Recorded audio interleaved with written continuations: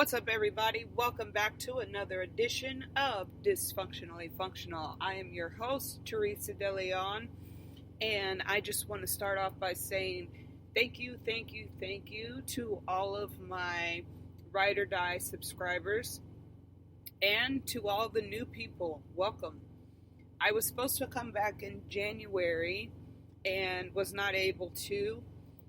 During my vacation, actually the very first night on Christmas Eve, we're in West Virginia having a gay old time. I get awakened from my sleep at 1 o'clock in the morning. My brother back in Houston was in a horrific car accident and was fighting for his life. So because of COVID, the hospital just kept in contact with me. They said it didn't make any sense for me to fly back home because I couldn't go in the hospital. He was in intensive care, whole bunch of stuff. Got home January 3rd, got him home. I tried to come back out here to work. It lasted a week and I had a complete mental breakdown, and my doctor pulled me off the truck. She told me I wasn't even allowed to drive like my everyday vehicle. And now I'm better, and I'm back out on the road and ready to get back to podcasting.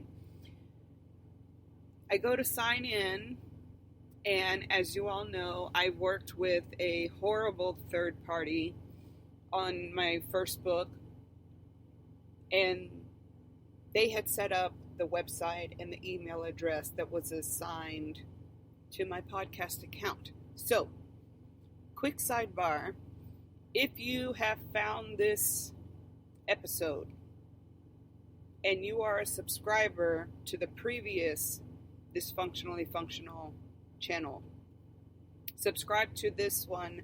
All 13 of those episodes are going to be imported here, as I do not have access to the previous account because I fired the third party and I'm not allowed to have communication with them. So,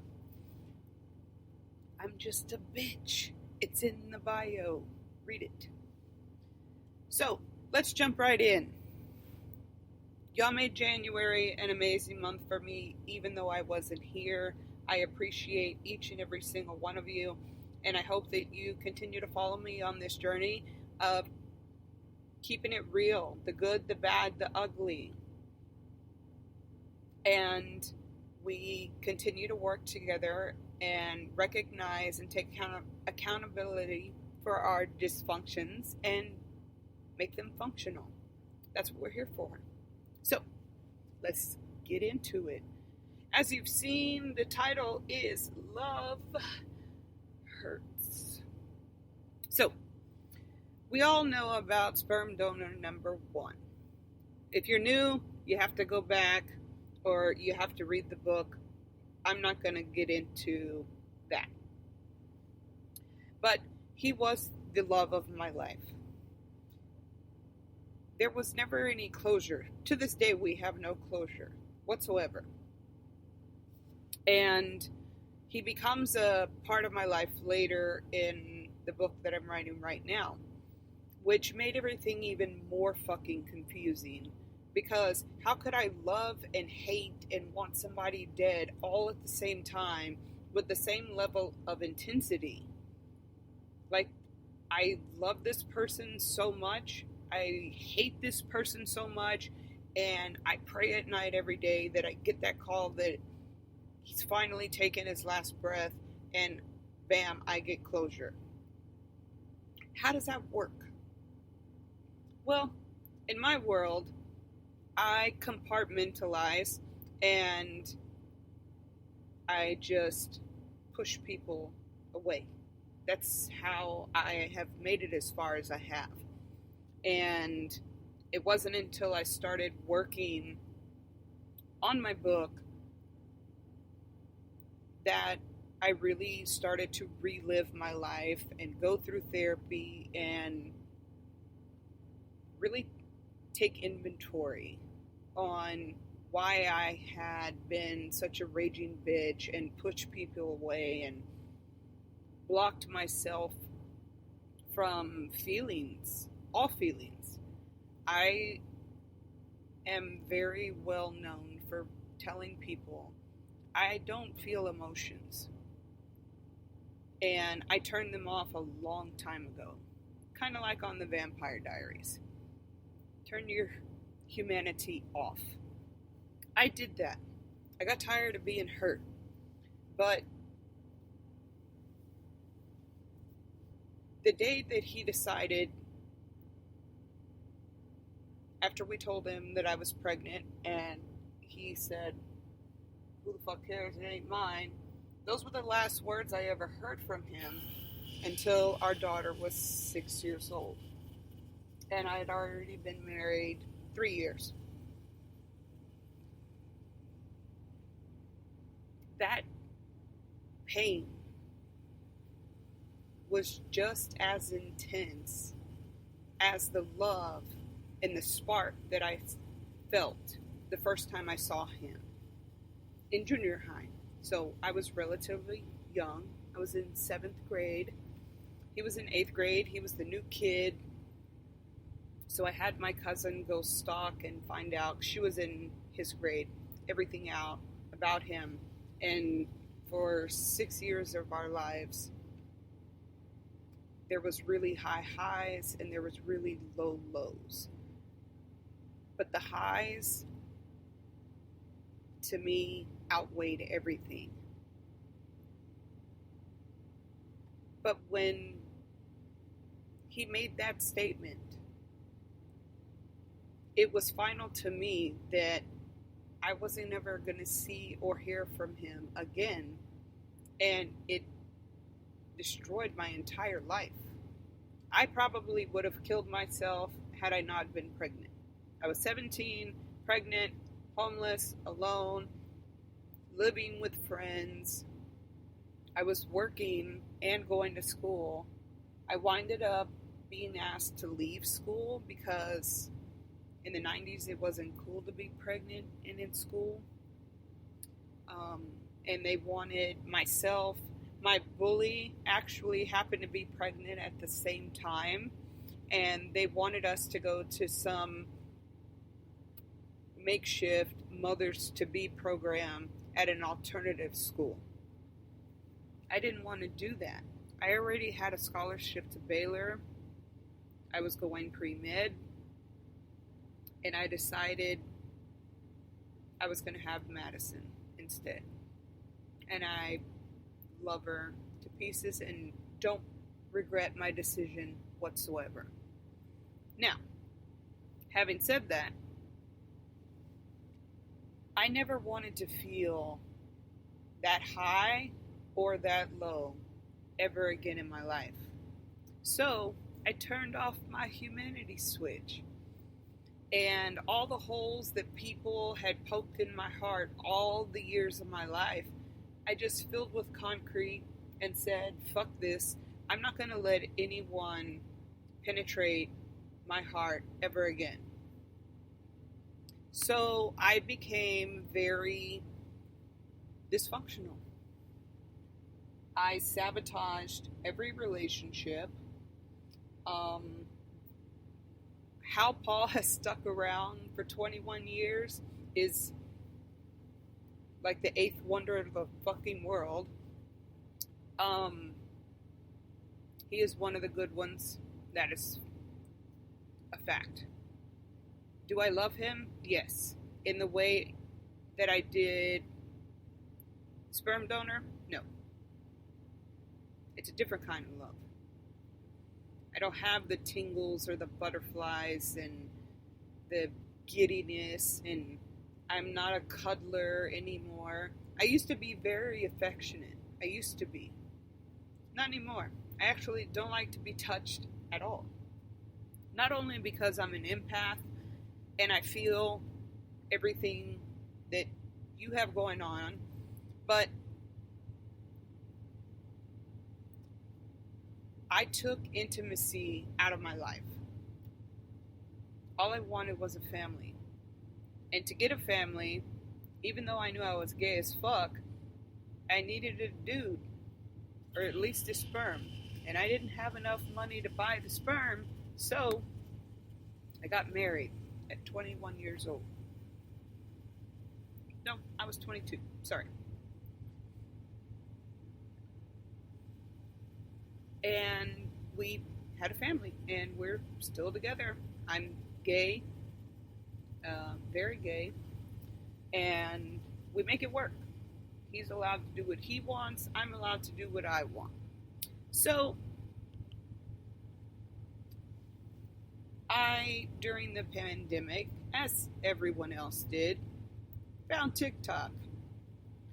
I also went through a major surgery where I started following, weight loss people, bariatric surgeon patients, stuff like that. And I came across this one girl who stood out to me. And her Transformation Tuesday post grabbed my attention. We were in a lot of the same weight loss chat rooms. I didn't even know she had a TikTok. TikTok. And to this day, I don't even go follow her on TikTok. I don't get on there very much. I follow her on Instagram. We've been talking for over a year now. And we're just friends. She was married. Well, she had got married while we were communicating. Nothing sexual at all. I let her know she was hot because I'm that bitch. But there was just something about her that kind of ignited this spark. And I was like, whoa, wait a minute. Even though we're out, we're open, we have found ourselves and we love ourselves, and we promote love and treating people with kindness, and we're all about the alphabet mafia. I vowed to myself to stay single forever. I'm a hustler. I am building an empire. I don't have time for a significant other, especially a lesbian, because they're just messy. They just are. And I could say that because I'm gay. So she winds up getting married, and she, like myself, had been with her partner since she was 16. So she didn't do the dude route. I did. I did both. I was always bisexual, and my husband always allowed me to be me. I talk to a lot of females. I've been interested in a couple, but none really stuck like this one. And so, in the 3 years that COVID's been going on, and I've been on this journey to find myself and release myself, I've always known who I was, but I needed to take accountability for my shitty actions in life and acknowledge why I sucked as a wife and as a mother, as a friend, as a sister, and as a daughter when my dad was alive. I don't talk about my birth vessel too much here, so she's a moot point. When I lost my dad, I lost myself. So then COVID came, and then bam, we're locked in the house. So what do? I go on a journey to find myself, connect with my kids. Instead of most of our patients at the time, I was working at a clinic, they were calling in, begging for Xanax and saying, we don't know how to deal with our kids. They were getting drunk by 10 a.m. in the morning. It was crazy. I instead invested that time in myself and in my family. And in this one particular person. I'm not going to say her name because she's very well known on social media. And she is currently separated. She's working her way up to sign the divorce papers. But I always respected the fact that she was in a relationship. I was never disrespectful.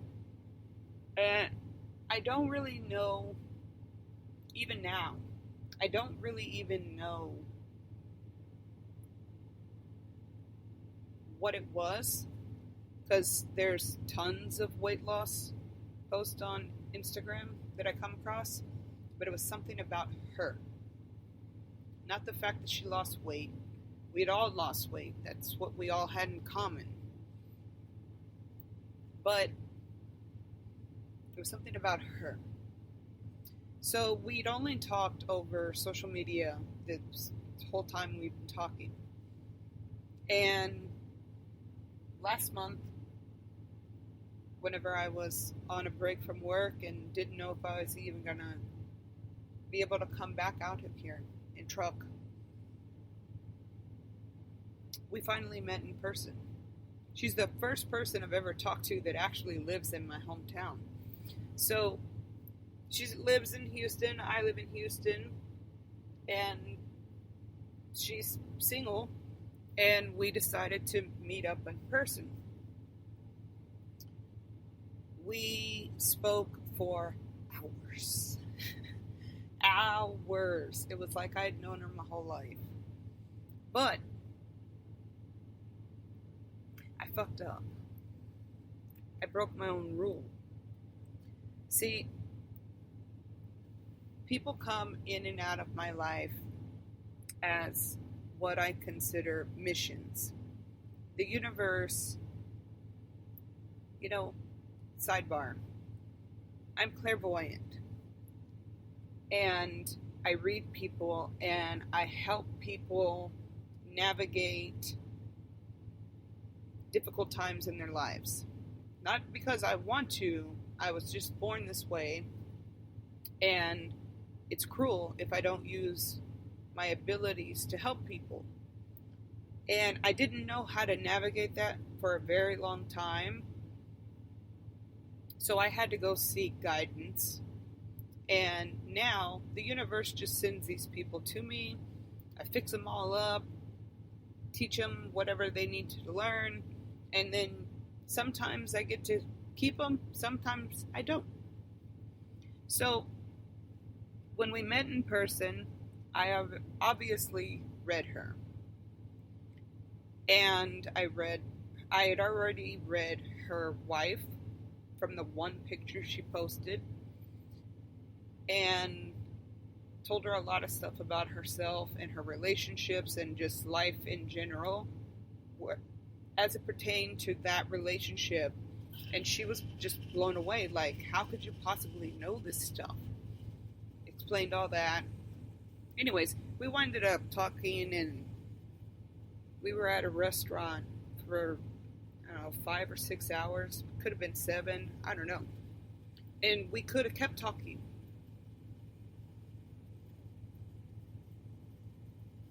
We met again a second time, and she was very upfront.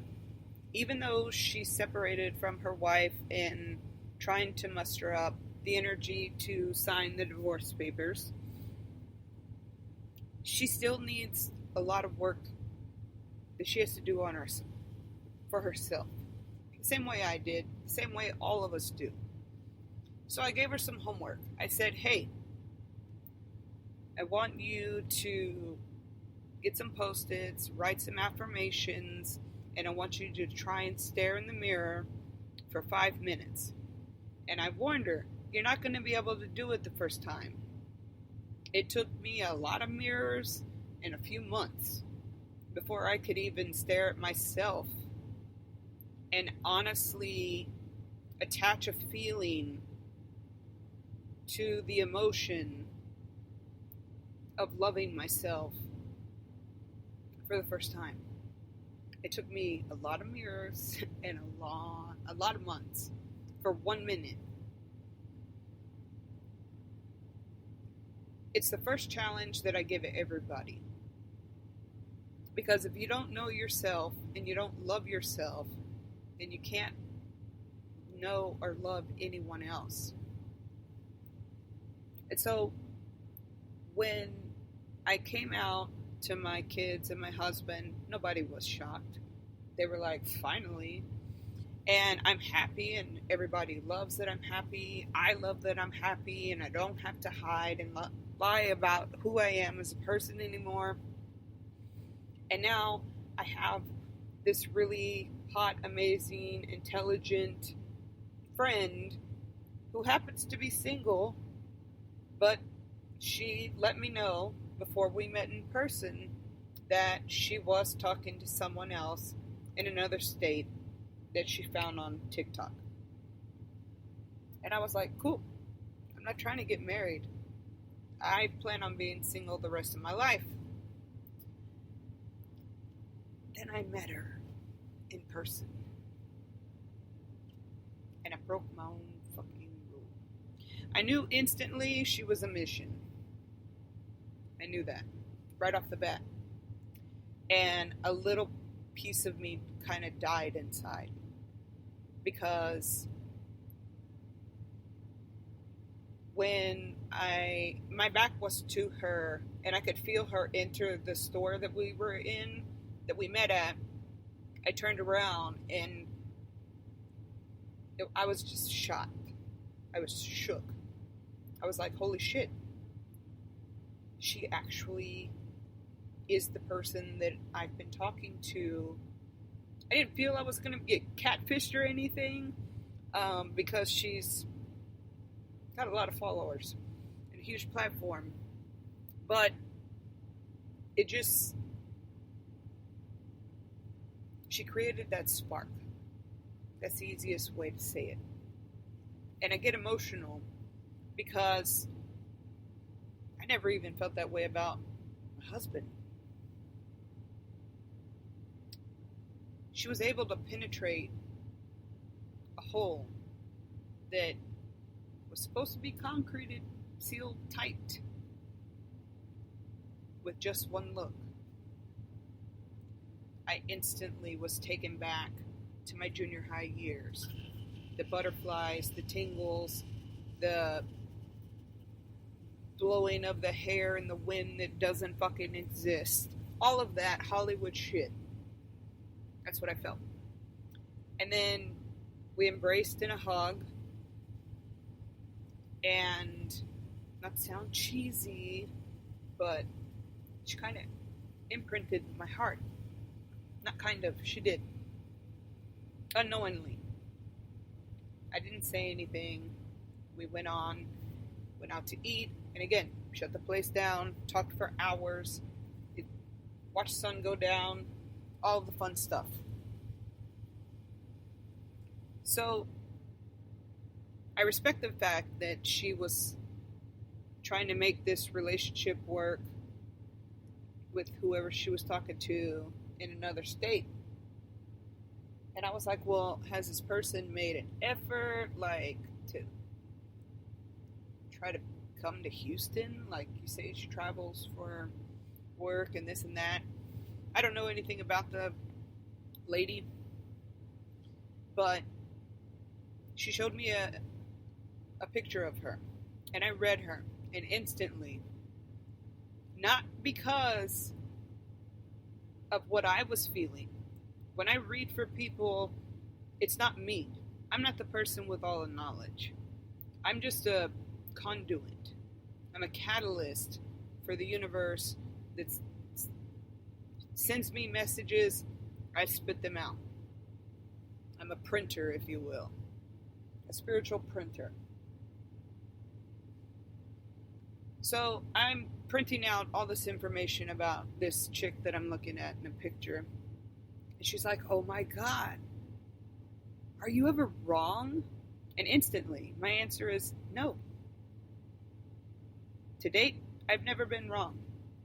One of my friends, was told she was infertile, she'd never have kids, and it was all she wanted. I told her not only that she was going to have 2 sons, but I told her each time she was pregnant, before she even knew she was pregnant. Everybody laughed at me. They were like, "Oh my God, Mystic, you're so drunk." Mystic Dark Owl, by the way, is my magical name. And it's the only name I went by for most of my life. And so I looked over at the bar one night and I told Maxine, I said, "Maxine, you shouldn't be drinking. You're pregnant." And so whenever I'm intoxicated, I don't have a filter. I see little thought bubbles pass me by every single day that I pass strangers by. And as a trucker, I park around strangers every single day. Lots of thought bubbles. But it's not my mission to go and tell everybody everything I see. That would be exhausting. So, on the way home from our first meeting, I was really upset with the universe, with God, with my angel leaders upstairs. Because online, she had become like my best friend. And I enjoy her company virtually. But now, you put her in front of me, and she's done something that no one in the world has been able to do since junior high. And that is make me feel. I tell my kids I love them all the time, every day. And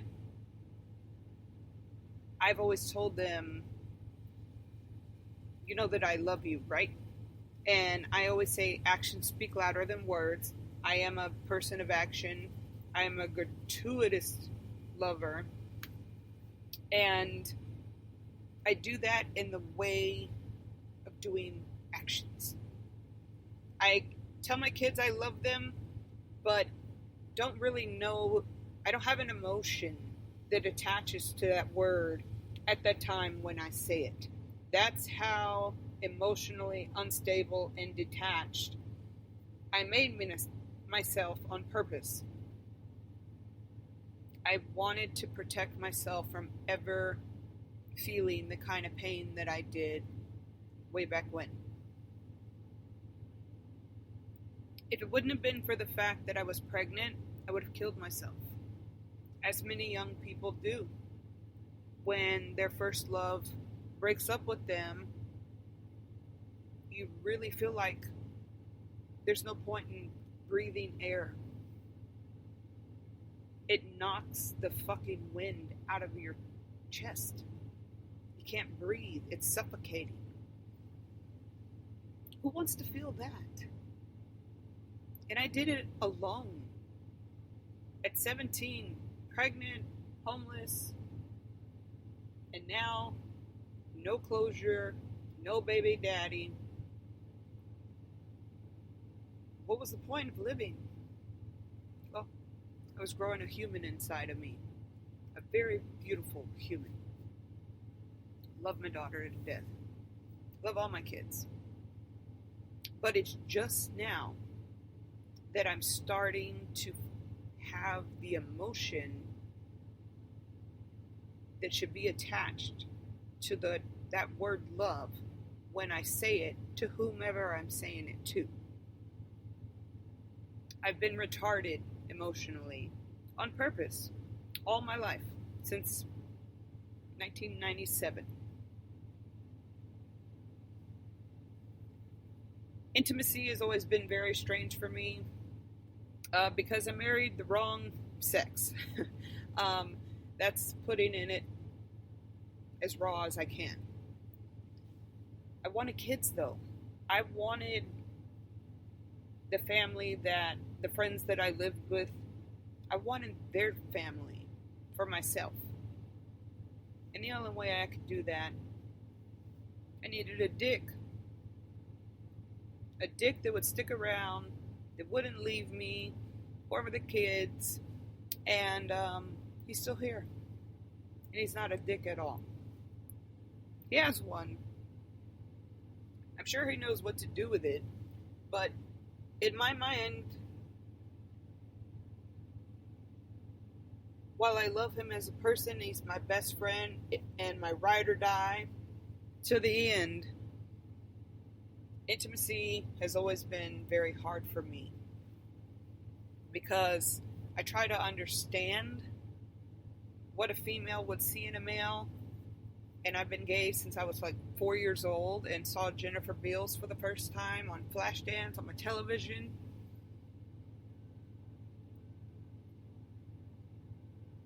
And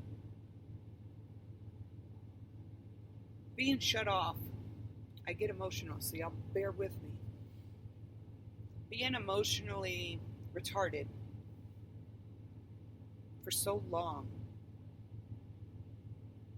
when somebody comes into your life and you have this spark in your heart, this butterfly in your stomach,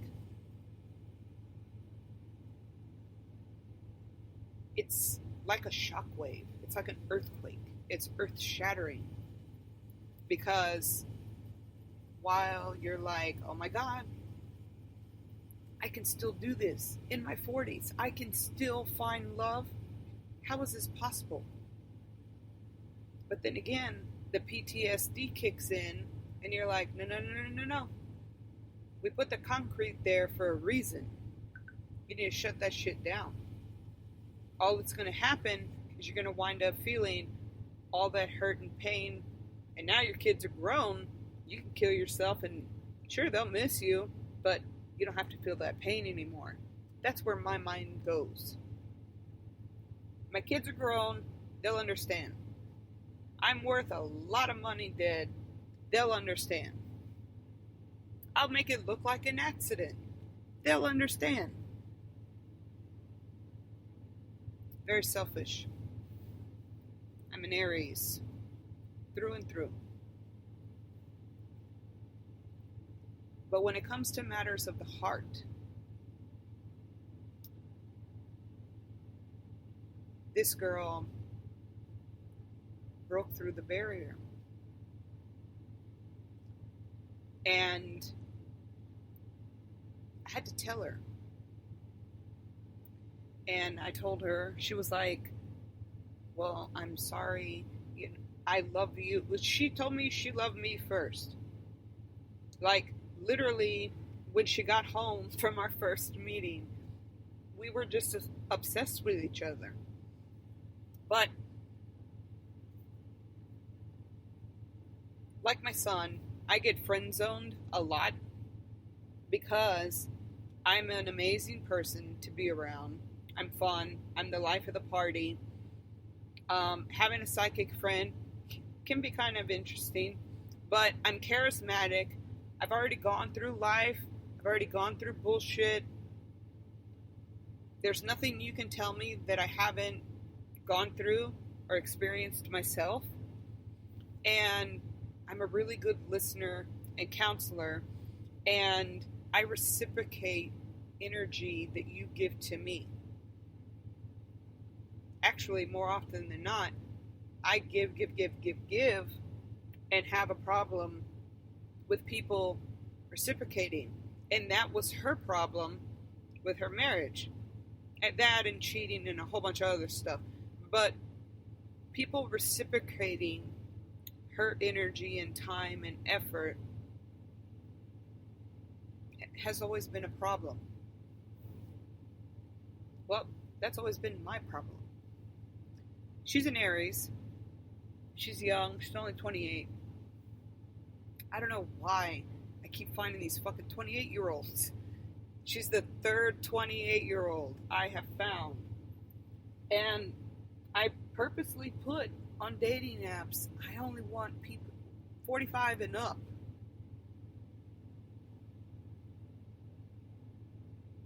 But I fucked up. And it has nothing to do with her. It doesn't. She's just being her. And she was like, oh my God, are you going to be able to still be friends with me? Of course. I'm grown. I'm fixing to be 42 years old. I'm not 5. And then so the demise of the other relationship I told her wasn't going to work out, that happened. She feels some type of way about it, and that's okay. I told her it wasn't going to work out. And then the very next day, she had already told me we were going to meet up on a Sunday, last Sunday actually. And she was like, well, I'm going to be meeting my friend Logan. I'll let you know. And I was like, cool. Do you really have a friend named Logan? Or are you talking about your dog? Because one of her dog's names is Logan. So I was just making a joke. I'm not a jealous person at all. Never have been since sperm donor number 1.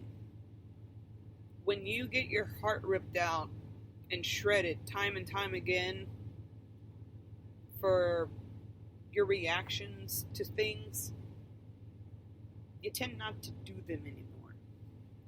So I'm really laid back, chill, relaxed, and because I made myself emotionally retarded,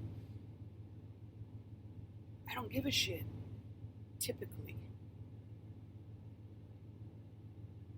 This young woman,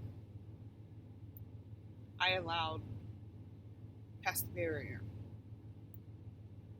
I didn't do it on purpose. It just happened. And she's let me know from the very beginning, hey, I just want to be friends. I love you so much. I want us to be friends until we die. There were some Golden Girl jokes, and we're still great. But the day after she got into this situation with this other female, and she tells me, well, I'm going to go meet up with my friend Logan. I'm like, cool. I'll catch you whenever we can. Whatever.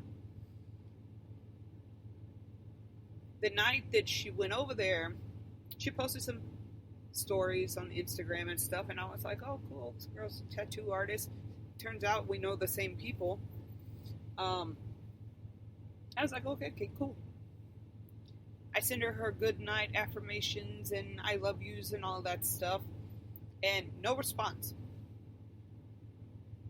None. And so I go to sleep. I'm like, yeah, whatever. Go to sleep. I wake up. Every morning I send her a song for the day to get up and get out of bed and get motivated. Go to the gym. That's something that she has regimented in her schedule. And she's a person who needs a lot of affirmations and a lot of attention. She likes attention. That's okay. I give that to her. Even though we're not a thing. We're just friends. I'm not going to stop being who I am because she just wants to be friends. I can't stop, however, the way I feel. But again, that's my problem, not hers. And I'm grown, so I'm working through that. But this podcast was already planned. And we're still friends, but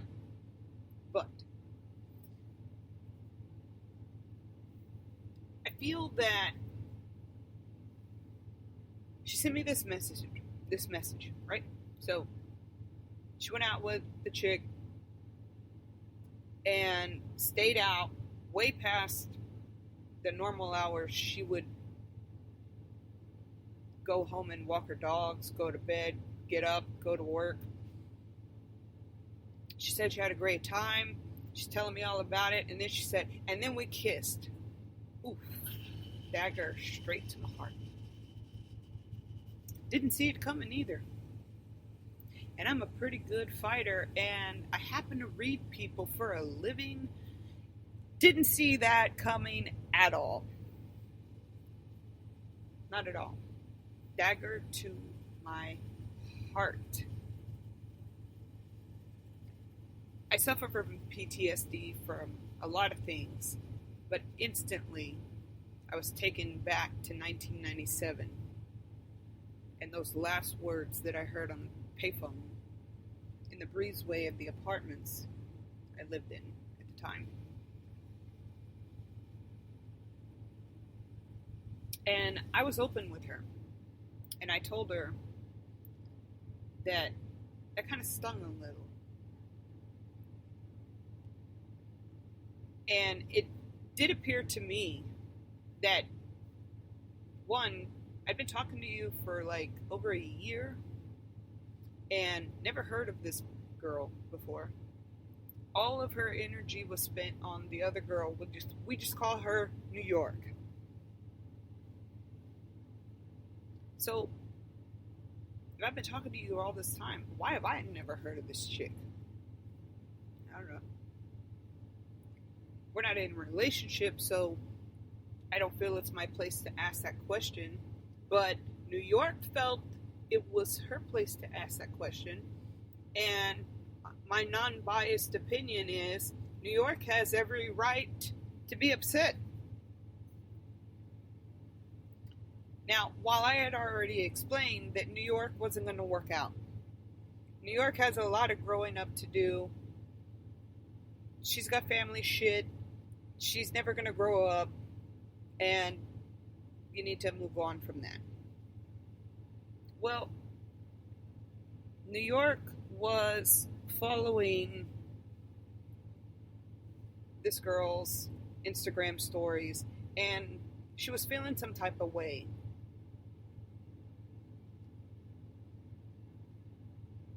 And I asked her, I said, why do you care that she's watching your stuff and not commenting? And she's like, well, why is she like stalking me? And I was just like, does everybody that watches your stuff have to comment? And she was like, well, most do. I said, well, if we flip this around, you have to go out of your way to push a button on Instagram to see who's watching your videos or your stories or whatever. So you're purposely, whether you know it or not, fishing for her as well. She said, I don't like having a psychic friend, blah, blah, blah, blah, blah. She was like, get a psychic friend, they said. It will be fun, they said. She was making a joke out of it, but I know she hates when I'm right. And the thing is, I'm always right.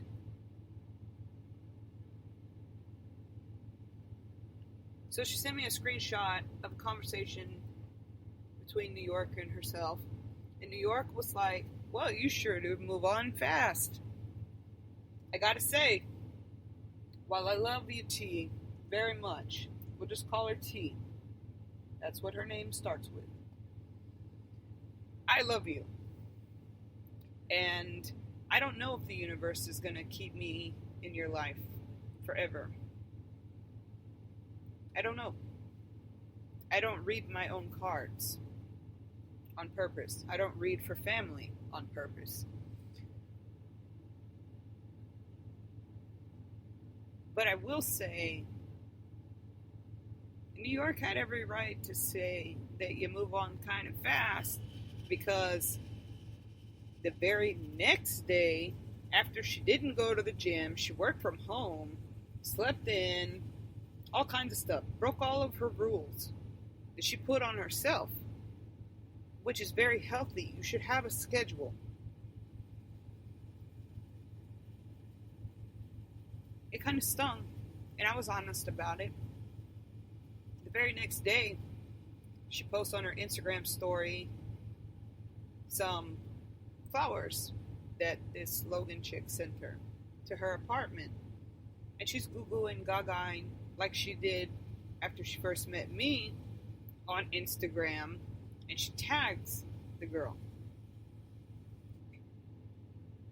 Well, New York sends this hasty text message. And while they were not in a relationship, they both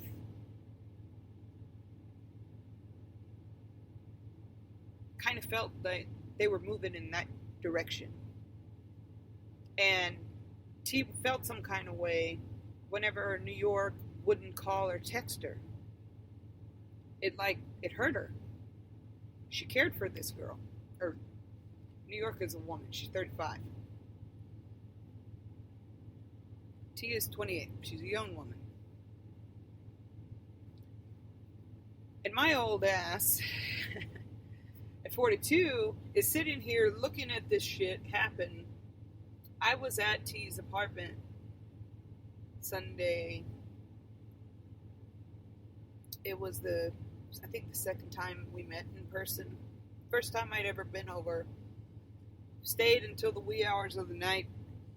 And she was bitching all day that this chick from New York who was working in Florida wasn't calling her, but she was watching her Instagram stories. And so while we were having fun and she ordered food and we never even turned on the TV, we just literally sat and talked in her apartment. I got there at 3 and went home at like 11:30. All we did was talk, walk the dogs, eat food, and at around 9:30, New York calls. So T puts it on speakerphone. This lady has no idea I heard her whole conversation. Not that she said anything personal, but it definitely solidified my reading of her. She's batshit fucking crazy. Like, literally batshit crazy. I wouldn't want this chick, I wouldn't trust her. I have a trash bag in front of me, full of my trash from this morning. I wouldn't trust her to take that across the street to the dumpster. That's how batshit crazy she is. And T's over here, oh my God, she finally called my heart, and she had the little googly eyes, and her cheeks were rosy, and she was just smiling. Just smiling, and I'm watching and listening. This chick is not talking about anything blissful. She's talking about what a shitty day she had. She called some lady at Walmart Rosa Parks because the lady told her to get to the back of the line. She's racist as fuck. She's a horrible person. She's just nothing screamed positivity at all. And T was like, yeah, she was just having a bad day. No, I read that bitch's picture. She's crazy. This just solidifies that. Why do you want somebody like that? So toxic. You're on a journey to find yourself. That is not the person you want on the same path as you. You want to jump ship.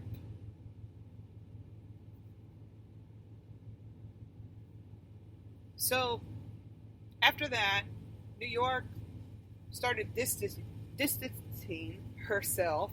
Sorry, I try not to drink while I'm talking, but then I'm going to start choking. So, I open my water. So anyways, the communication between New York and T starts becoming less and less. But T is still aggravated because New York is still following her story. Well, hold on. New York sees the post, Google and Gaga over Logan sending sunflowers to her apartment. And then T sends me the post, and while it could have been done more politely, I gotta say, honestly, I thought the same shit.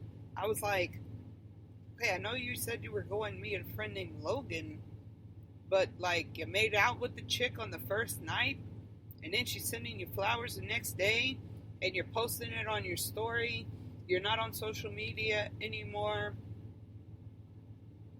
Our morning and evening conversations are like, I'm giving my all and she's giving me good morning and good night.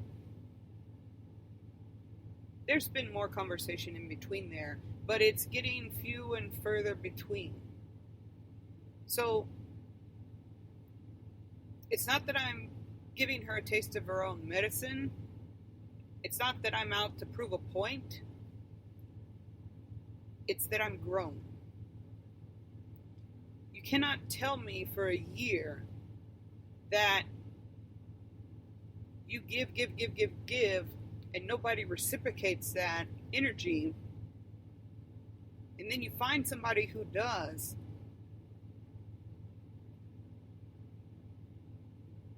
and you're all over the place. You don't know what to do with that. You know you want to keep me. Why? Why do you want to keep me? The same reason everybody else fights for my attention. I'm a bad motherfucker to have as a friend. Bad isn't good. I'm a badass motherfucker. And that I'm not being narcissistic. I'm a cool ass person to hang out with. So, because I make you feel good about yourself every morning, afternoon, and evening, even as a truck driver, I will tell Siri, hey, text you know who, and tell her I'm running late. As soon as I stop, I'm going to send your message. And I do. And she'll get it. Even though she's asleep in the morning, she'll respond. It's been great.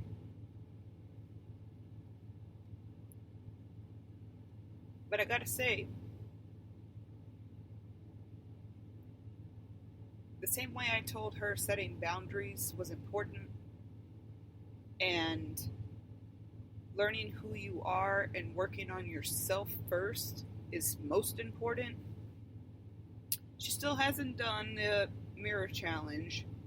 I send her affirmations every day. I'm sure she looks them up on her own, but when you have somebody that's going to repeatedly be there to boost you morning, afternoon, and evening, of course you want to keep that person around. And even if her and Logan ride off into the sunset and get married, I would still send her all of the things that I've been sending her if it was being reciprocated. I may have broke my own rule and fallen in love and got hurt again, but at least I'm true to who I am. You told me all of the things that you needed and wanted. I went above and beyond to give you all of that. It was reciprocated. You talked to a chick for one night, and then you wonder why people got questions? And now she's not really on Instagram at all anymore. She's not on Facebook anymore. And again, I put out all this energy from my heart. I love this girl. I'm gonna have to get over her. And it sucks. It hurts. And she felt bad. She did. I have no ill will towards T at all. I absolutely 1000% am in love with her. I'm not gonna cry. Fuck.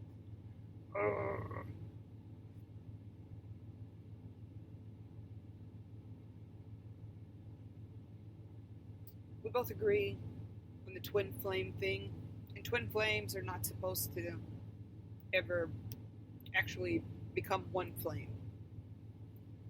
We're just starstruck lovers that stay burning at the end of both candles for the rest of our life, never meeting in the middle.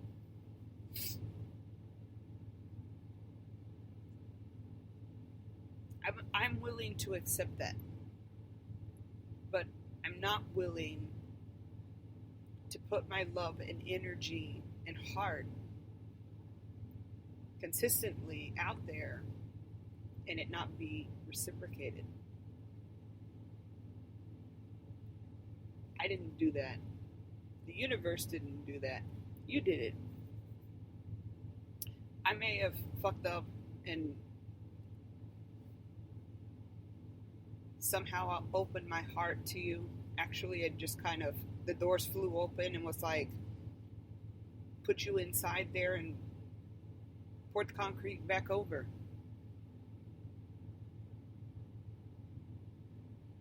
And I understand that you love me, and that's great. And all I ever want is what I texted you. I'm always going to have your back no matter what. Always.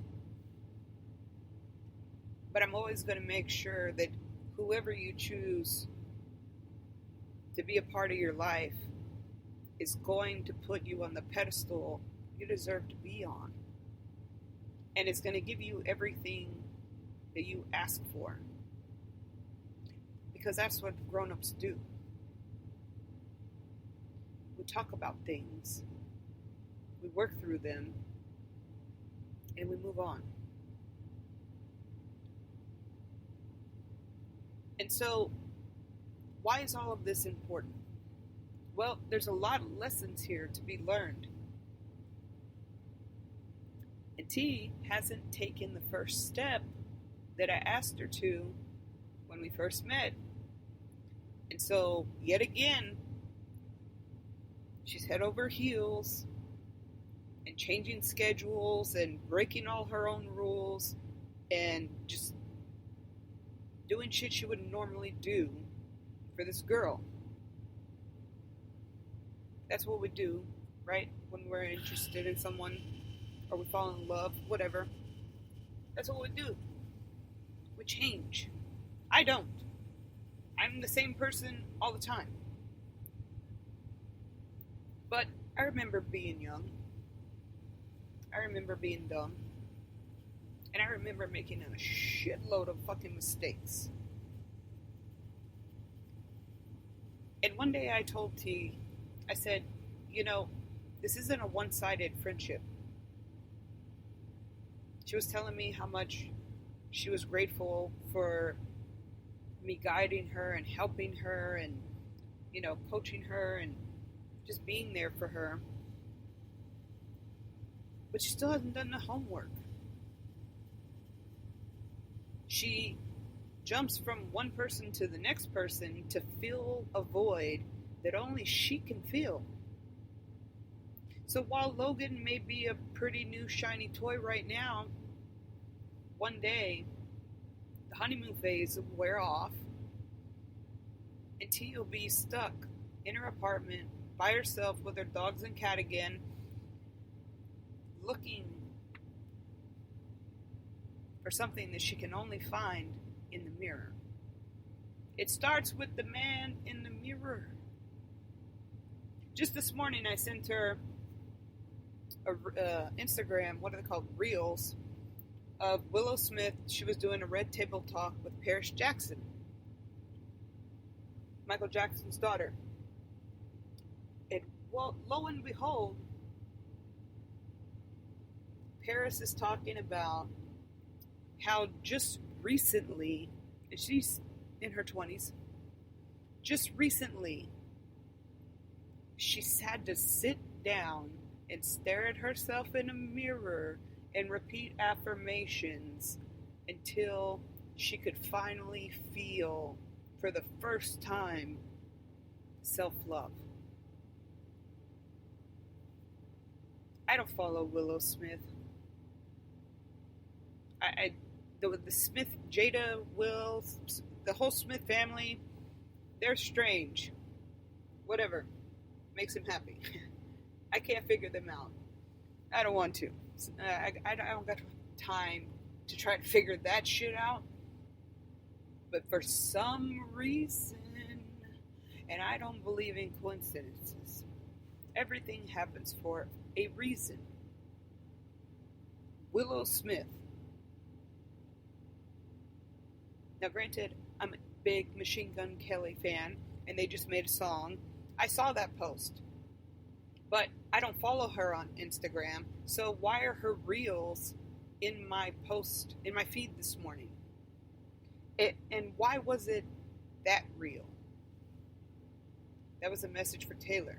So instead of sending Taylor, shit, I said your name. I'm sorry. There's a lot of Taylors that live in Houston. Whatever.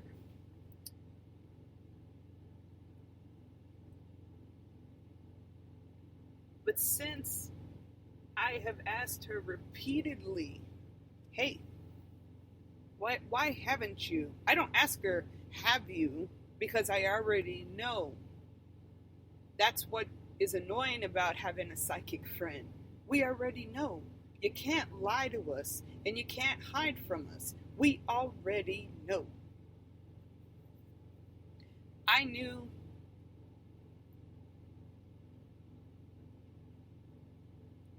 I hope she doesn't listen to this. I pray. She probably will, because she knew it was coming.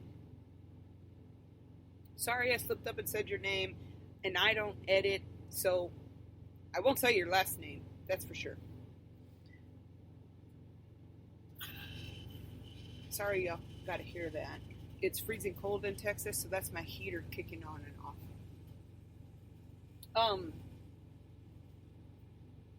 Having a psychic friend can be difficult. While some people find it awesome because we can help you through life, it doesn't really serve you any purpose if you're not going to actually take the help and advice and utilize it. She has grown a lot, but she still hasn't found the pot of gold. She hasn't found Taylor. She's found T. We still got a couple of letters there that we need to iron out. Let's start with your divorce papers. You can't even sign them. Is Logan going to help her sign the papers? Maybe. But is that going to serve Taylor any justice? Nope. Because it'll be an act of Logan and not an act of Taylor. That's lesson number 1. Self-love is first and foremost.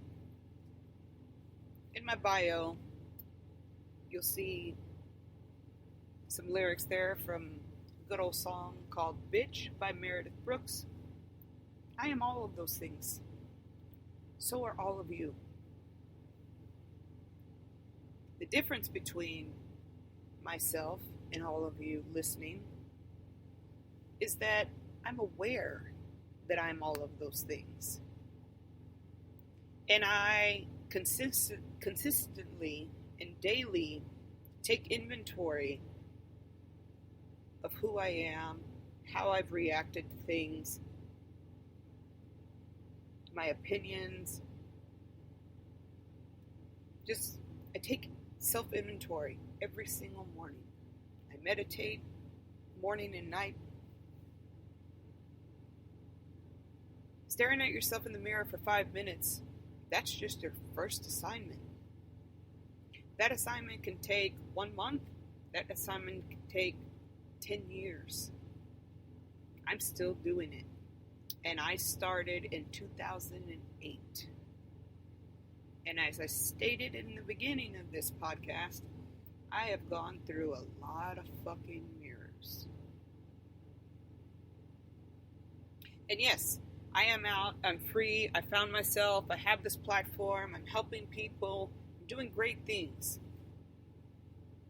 It doesn't mean that I still don't suffer from PTSD, depression, anxiety, suicidal tendencies.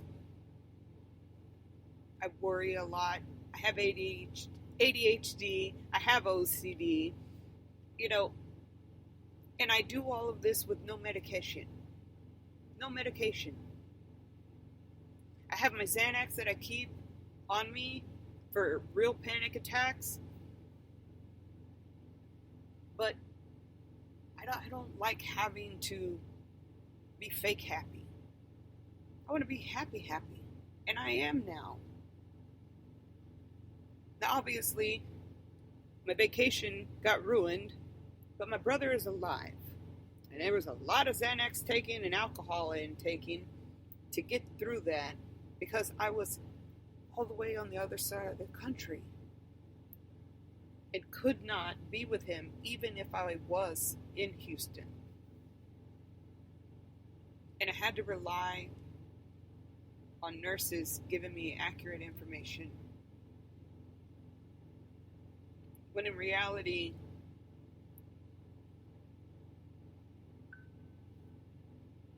we saw my car on the way to the hospital.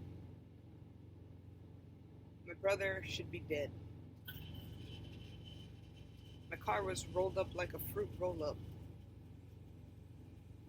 And the whole right side of his body was crushed by the engine block and transmission.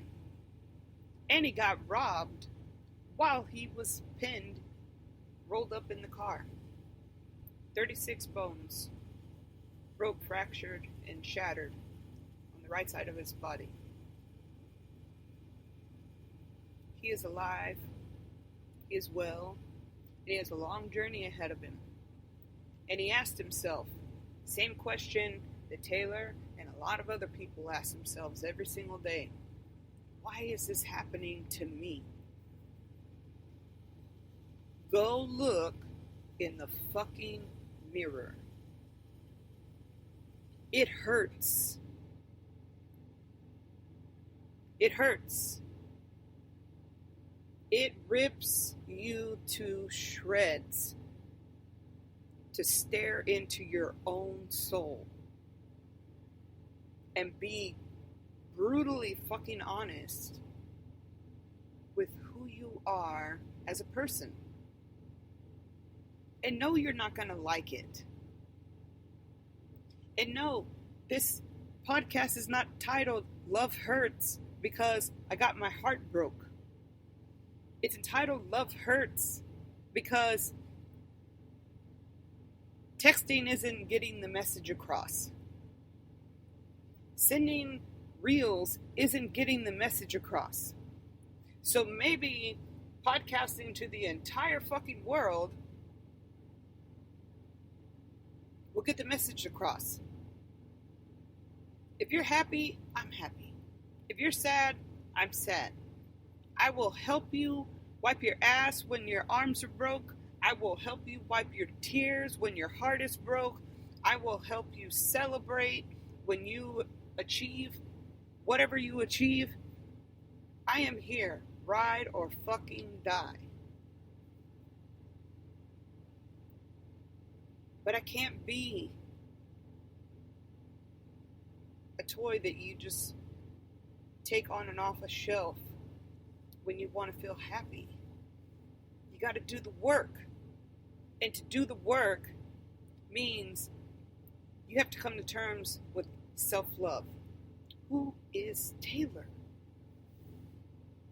And that, my dear friend, is a love that hurts like no other. And that is why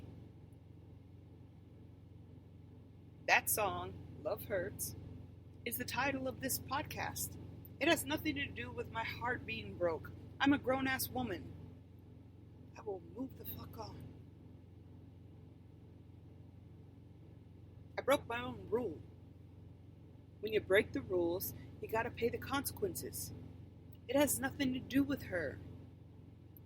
Are her actions a little shady? Yeah, they are. She's doing a lot of questionable shit right now.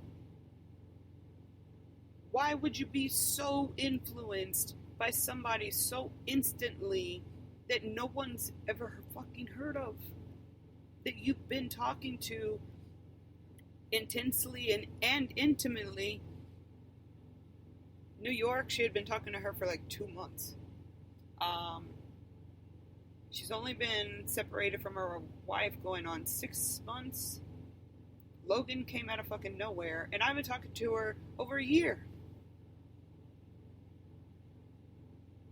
Actually, I think it's more like 2 or 3 years. I had my first surgery in 2018. I found her a year later in a weight loss thing on Instagram. I found one of her Transformation Tuesdays posts. And again, I was well on in my journey. I didn't need support groups. I never had a problem with food. I had lupus, and I was on a lot of medication, on bed rest. I had cancer, and I was dying. And I got up to 400 pounds in a matter of 3 to 4 years. So surgery was the only option for me. That or suicide. I didn't need her for support to lose weight. There was something about her. When I met her, I figured it out. She needed help. She was a mission. She still is. But I come on the podcast and I share parts of my life, and I'm very raw and open. And I let people who, I can't even really say that, because I really don't let people in my circle. I've actually been, for the past 3 years, kicking people out of my circle. Started with my blood family that's left. You can go back and read or listen to the previous podcast. I think it's called something about family not being blood. Anyways, I was very open with Taylor about my podcast, and that she was obviously going to be a part of it because she penetrated my circle. When you do that, you become a part of my life. You become a part of the fibers that make up who I am. You become a part of my energy. You become a part of my galaxy and ultimately my universe. I don't let people in that circle, except the people that live at the address where I reside outside of this truck.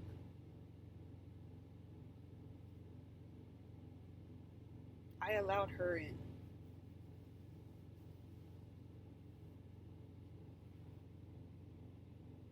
But even if she was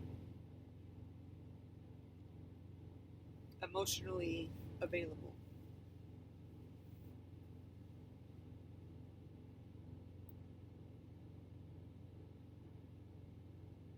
she's not ready to be Taylor.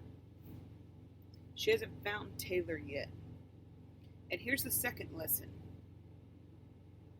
I complain about all the 28-year-olds who find me in or come across me on social media, whichever platform I'm all over the place.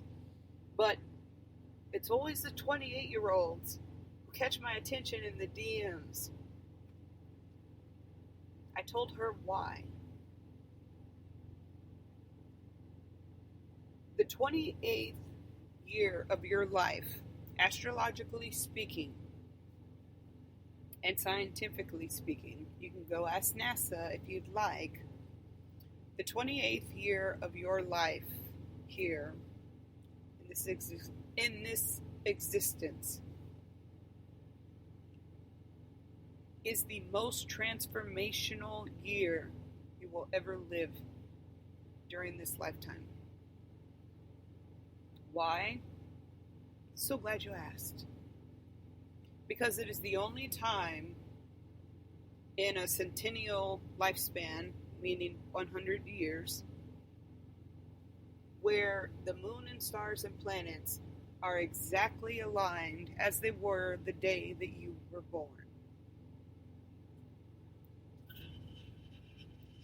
When I was 28, it was the roughest and toughest fucking year of my life. And I lost 9 immediate family members in 2017. 2008 still kicks that shit's ass. And I was a part of a community, religious sector, and we had these lessons. I laugh because I'm getting to a point, and I'm kind of like Kevin Hart. Don't make me laugh. Don't make me laugh. I got to get through it without laughing, because when she hears this, it's going to be like, hello?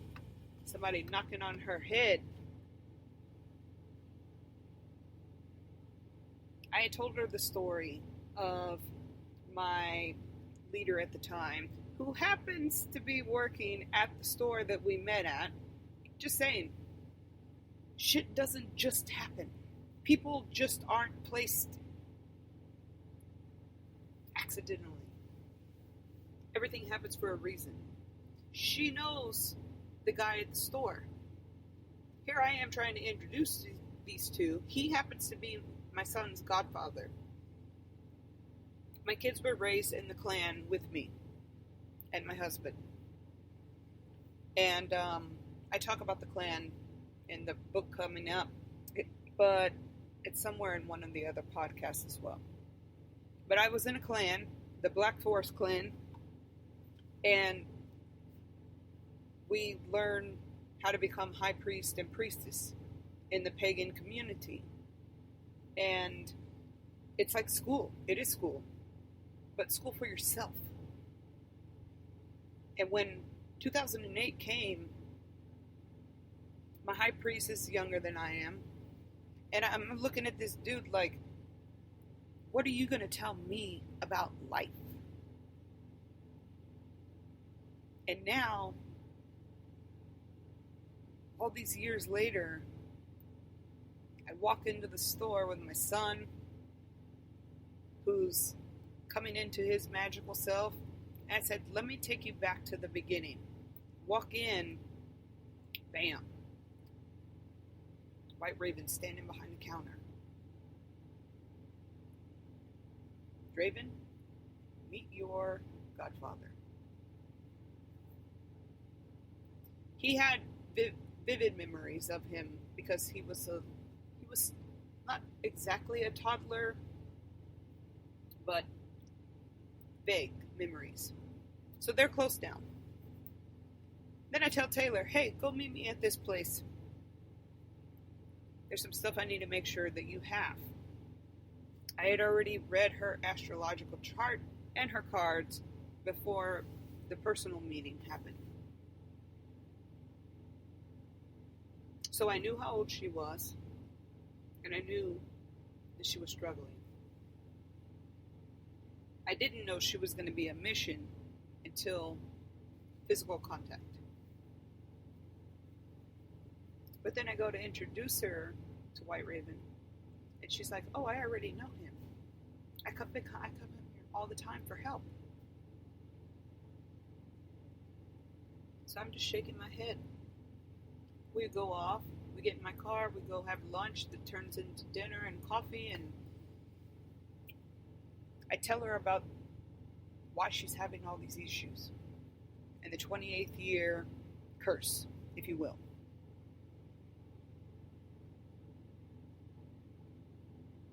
Her birthday is coming up in April, and I've warned her, if you do not do these steps before your birthday, you are never going to find yourself. That is not just for her. That is for every fucking person. And if you're listening and you're above 28 years old, I dare you to go back in time to when you were 28,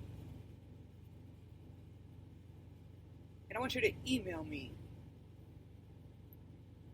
or comment on here, however you can contact me. I'm everywhere. I want you to tell me what happened in your life when you were 28 years old. I guarantee it was the worst year of your life. big changes, massive transformation, life-altering experiences, massive highs, massive lows, tons of confusion, lots of depression, tons of tears, tons of laughing, tons of just jumbled up shit, and probably a little suicide sprinkled on top for fun. When you have somebody like me as a friend at your disposal, people tend to seem to think that they can go through life and I'm always going to be here to help them pick up the pieces. That's not true. I don't do that. I am an entrepreneur. I'm a hustler. I have 7 businesses and accounts that I run. And did I mention I'm a truck driver that owns our own company now?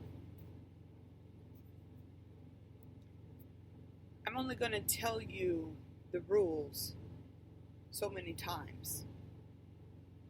I'm only going to give you the assignment and instructions so many times. It's up to you to do the work. If you're not willing to do the work, then neither am I. You ask for my help, I give it to you. You ask again, expecting different answers, and the second time, I came with props. In my car. I let the cards speak for themselves. Let her shuffle them. I let her draw them. The only thing that the card said that she was sure about in life was food and health. The 2 main things that she focuses on. She's vegan, and she goes, going to the gym and being in shape is very important to her. I came with fucking props. I came with a pendulum. To this day, and to the day I die, I don't need to know the questions that she asked that pendulum, but it answered her correctly each and every time. I'm that friend. If you're not going to take my verbal advice that I take my time and energy to read and give to you from the universe, I'm going to come with fucking receipts in the form of props. And you're still asking, why is this happening to me? I love you to death. I do. And it hurts that I let that happen. It hurts me. But I'm a big girl. I put on my boxers, put on my pants, put on my shirt, get behind this wheel, go do my work every day. I move on. I'm a big girl. I can still be friends.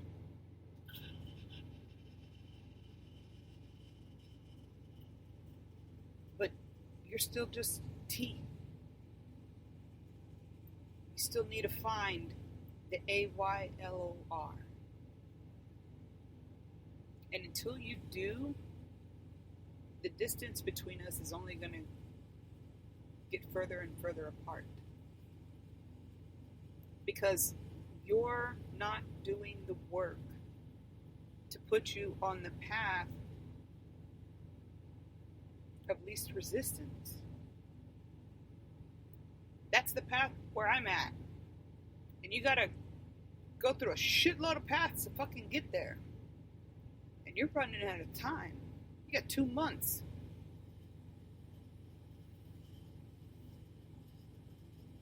And finding a new shiny toy to fill that void and make you feel good about yourself, that's all temporary. We can all find things and people to put in places where our hearts are cracked. But it's all temporary. Only we can fix the cracks. Not with cement, not with putty, not with drugs, not with alcohol, not with medication, not with affairs, love, sex, drugs, rock and roll.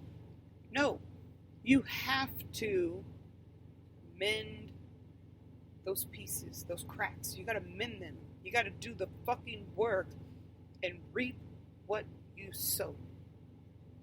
And vice versa.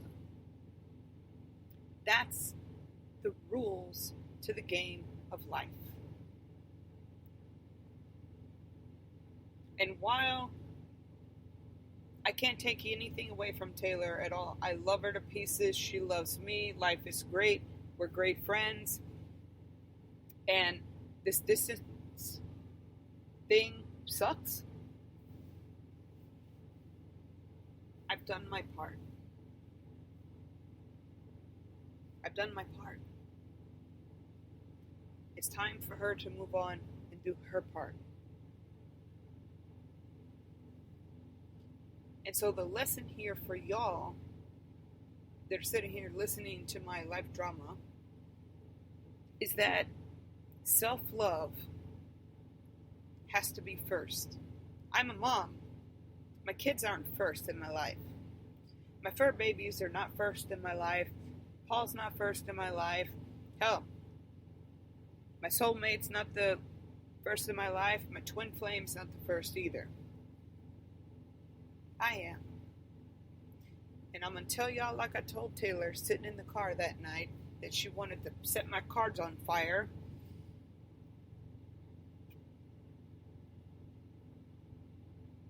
You have to put in the work. Love hurts. But if you've ever been on an airplane, they tell you, in the event that the oxygen mask comes down, please put your mask on first before trying to save the people next to you. Why is that? Why? Because if you can't breathe and you run out of oxygen, how are you going to save the lives of those around you? You can't be a hero and a savior and a victim all at the same time.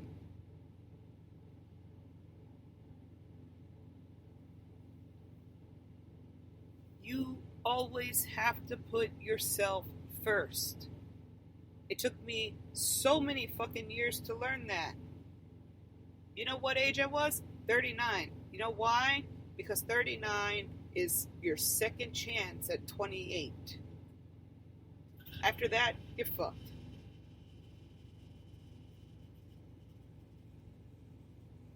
At 39, it's not a perfect alignment, but it's damn close. 28 is a perfect alignment to the date that you were born. 39 is a second, and there is no third. You get 2 chances in 100 years to get it right. I didn't get it right the first time, but I damn sure got it right the second time.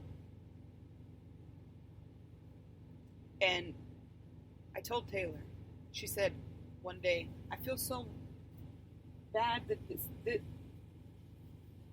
I get choked up, y'all.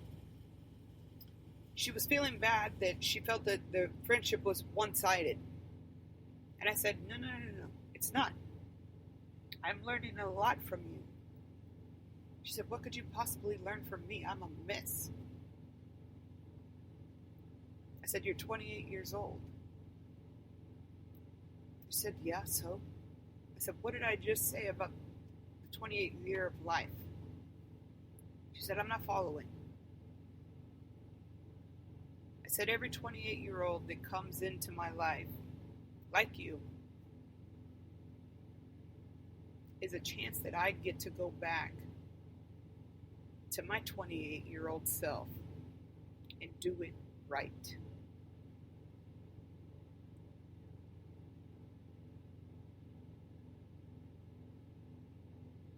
That's a big pill to swallow.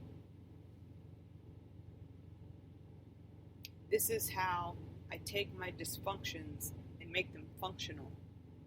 I don't know if y'all have ever seen the show The Good Place.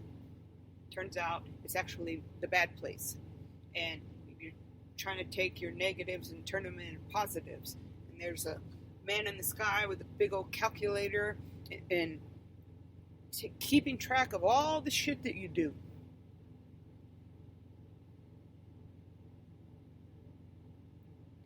This message isn't just for Taylor. This message isn't just for myself. This message is for every single person. Because right now, it is very apparent to me that all of us psychics, oracles, and clairvoyants, and all of us mystical, magical creatures, we are all being called to duty. The world is in fucking shambles, and people are searching for fucking answers like they have never before. And we are all coming together, not by coincidence, but because we're fucking needed. So, if you're lucky enough to grace my presence, because it is an honor for me to meet you all, not vice versa. I'm just a person who drives an 18-wheeler, who's lived a really fucked up life, and I'm still navigating the rough waters. Never gonna get it right all the time. At a point where your life becomes complacent, that's where depression and anxiety and suicide sink in. You should always want to continue to grow and evolve. And to do that, you gotta hurt yourself. My brother has 36 broken and shattered and fractured bones. He's half a bionicle man. And you know what? That hurts. It hurts him to move. And it hurts me to fucking see him like that. But he's alive. Why did that happen to him? Because while he was sober from drugs, he still was cutting up behind the scenes, which is why I had to punch him one day, and he fell into a flower bed and he was unconscious and fractured his fucking ankle, which the wreck literally broke his foot off of his leg. He's wrecked all 3 of our cars. 2 of them he's totaled, and the one that we have now, it's wrecked too. We're down to our last car. He still wasn't getting it. To be sober means no alcohol, no antipsychotics, no medications. A true addict in the hospital would tell the doctors, hey, I'm an addict. Please don't prescribe opioids. Now, granted, the kind of pain that my brother's in, I allowed the medication. He did not abuse it. He's never been a pill person. That doesn't mean that it's not a slippery slope. But my brother wasn't getting it. He would do just enough work to get where he wanted, and then still thought that he could cut up behind my back, wreck my cars, and do all this shit, and come back and say, I'm sorry, get a CDL, go out there, do whatever he was doing, and it was going to be okay. He could sneak and do this and do that. Well, the universe had other plans. When you don't listen in life to the signs, your dreams, songs, things that trigger you. When you're driving your car, I'll end on this note. When you're driving your car and something comes on the dashboard, you start freaking out. Oh my God, my check engine light's on and my car is going to blow up. What's going on? If you paid 1 ounce of attention that you do to that fucking check engine light, to your own self-love, Taylor wouldn't be just a T, she'd be at least a TAY with just 1 ounce of the energy that you put into stupid shit in life. But nobody wants to do the work. My brother didn't want to do the straight and narrow. He wanted to be able to bend the rules like I do. Well, I've never been an addict. I'm not addicted to anything but success. And giving an empire to my family that I tortured for so many years. So yeah, I can go out and have a few drinks. I can go out and, eat some shrooms if I want to. I can do whatever I want. I'm not an addict. He is. But he doesn't want to be. So we'd let him have a couple of beers here or there. But it doesn't stop there. That's feeding the beast.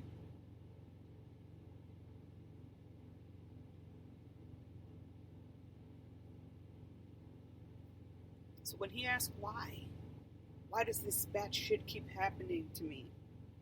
I just got tired of repeating myself, and I just give him a look. He understands. And now he has a long road of recovery ahead of him. And you know what?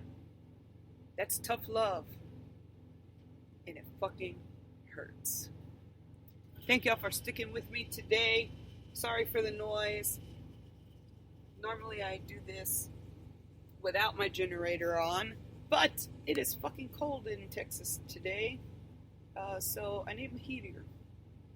But Taylor, I love you. New York, I'll pray for you. Logan, you're a badass tattoo artist. You're gonna do great things in life, and I'll be here to pick up the pieces whenever you're done and gone. And to everyone else, I dare you. I challenge you. Sit by yourself in a room with no electricity. Use candlelight and stare into a mirror. Don't worry about the affirmations at first. Don't tell yourself anything, because you don't know what to tell yourself, because you haven't recognized the problems yet. You have to be able to sit and stare into your own eyes and feel and see what everyone else has to feel and see. Accept it, the good, the bad, and the ugly. Acknowledge it, and then come up with a plan on how to turn it around, and then start your affirmations. If I woke up every day and just stared here at my top bunk and said, I am worthy, I am powerful, I am strong, I am beautiful, I'm broken and it's beautiful, I'm whatever.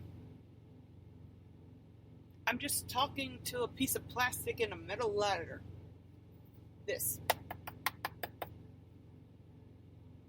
Doesn't mean shit. You know where I tell people to put their Post-its? On their bathroom mirrors. Why? So you can look at yourself. Stop looking to other people to fill a void that only you can fill.